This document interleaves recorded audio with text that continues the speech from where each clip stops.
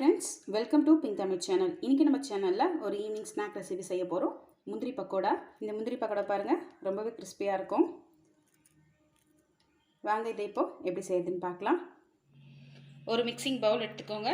இதுல ஒரு கப் அளவு கடலை மாவு, அரை கப் அளவு பச்சரிசி மாவு, ஒரு சிட்டிகை அளவு ஆப்ப சோடா மாவு, 1/4 டேபிள் ஸ்பூனுக்கும் கம்மியா பெருங்காயத்தூள். இப்போ இது கூடவே பொடியை கட் பண்ணி வச்சிருக்க புதினா, கொத்தமல்லி,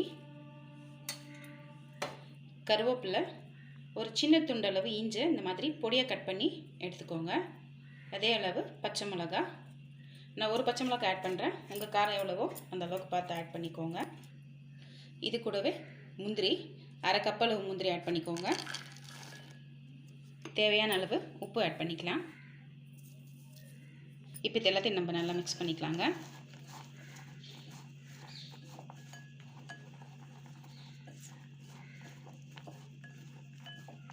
முந்திரி பக்கோடா கண்டிப்பாக வீட்டில் ட்ரை பண்ணுங்கள். ரொம்ப ஈஸியான டிஷ் இது. கொஞ்சம் கொஞ்சமாக தண்ணி சேர்த்து நம்ம நல்லா மிக்ஸ் பண்ணிக்கலாம். கடையில் வாங்குகிற காசுக்கு நம்ம வீட்டிலே இதை ரெடி பண்ணிக்கலாம். கொஞ்சம் கொஞ்சமாக தண்ணி சேர்த்து நம்ம மிக்ஸ் பண்ணிக்கலாம்.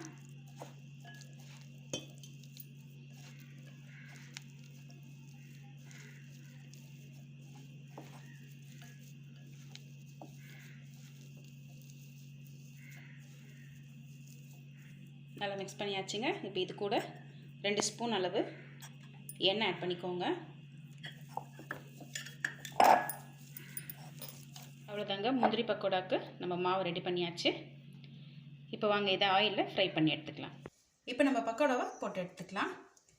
பக்கோடா போடும்போது எண்ணெய் நல்லா காஞ்சிருக்கான்னு செக் பண்ணதுக்கு அப்புறமா போட்டுக்கோங்க.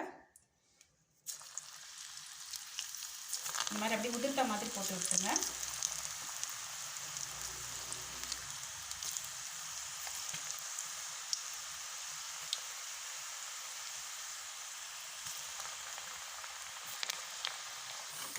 இப்போ நம்ம திருப்பி போடலாம்.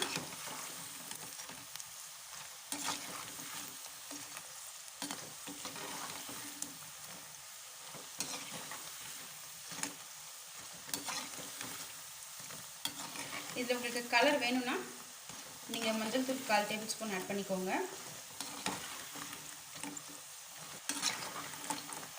முந்திரி பக்கோடா பாருங்கள், சூப்பராக ரெடி ஆகிட்டு இருக்கு. எண்ணெய் சலசலப்பு அடங்கணும்னு நம்ம எடுத்துடலாம்.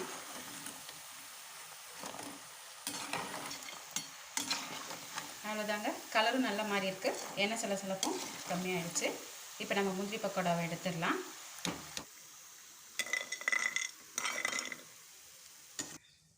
மிச்சம் இருக்கிற மாவையும் நம்ம பக்கோடாவை சுட்டு எடுத்துக்கலாம்.